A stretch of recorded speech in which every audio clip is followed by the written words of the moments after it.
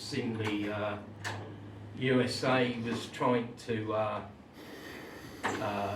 tell people, oh, the DPRK is so bad, there's power cuts, so the trains stop, and we all have to get out and push the train ourselves.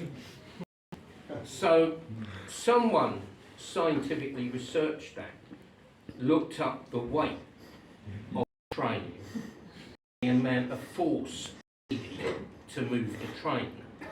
And this is the kind of banal propaganda that is produced about the DPRK, but is repeated so many times that unfortunately people believe it.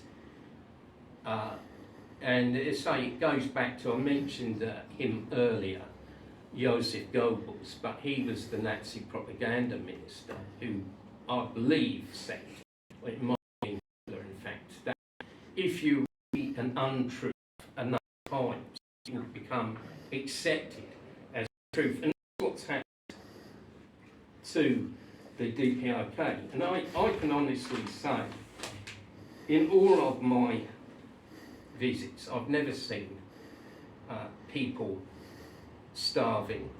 I've seen a very clean country. It's remarkably clean. You do not see graffiti or vandalism in the DPRK. You do not see sex shops. You do not see betting shops.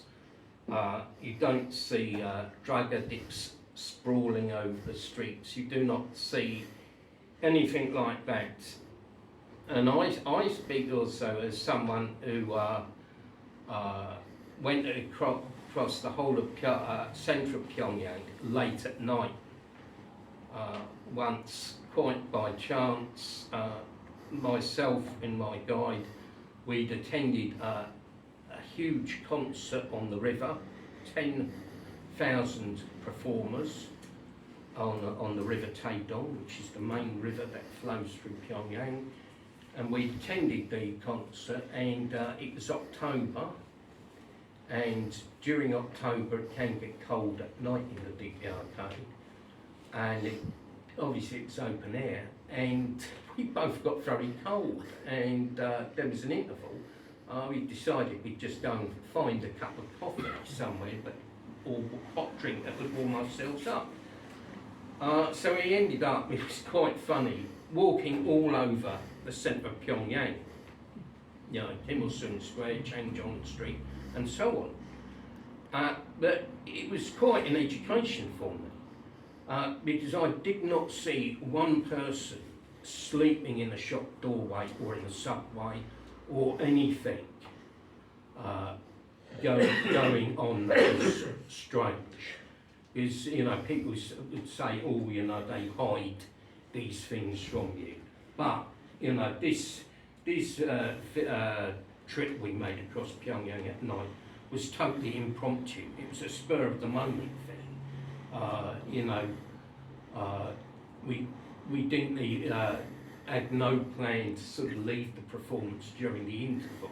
In fact, I think we missed one or two bits of the performance. So that was quite an education.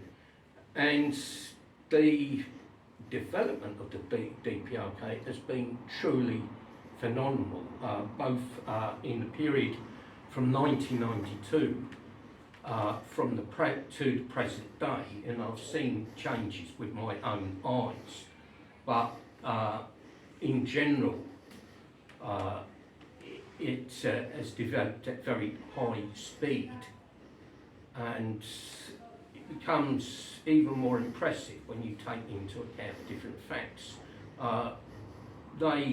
Korean people were building socialism not under sort of ideal conditions, not in an advanced industrial country, but on a country emerging on the ruins of Japanese colonialism.